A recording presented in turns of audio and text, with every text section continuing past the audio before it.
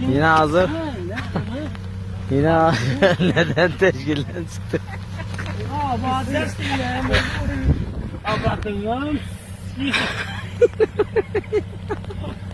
Hey, ne taşalar yaksın. Ya bu bir daha. Ya bu.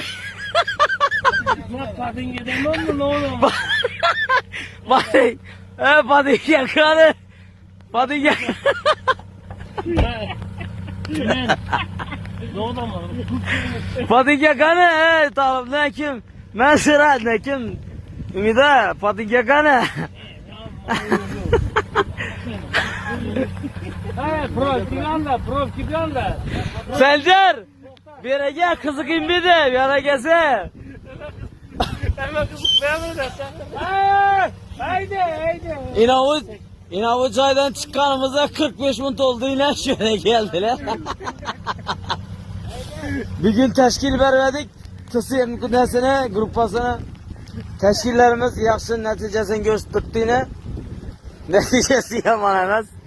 Ya maşinam kısıp gitti azgına. Bir çaran.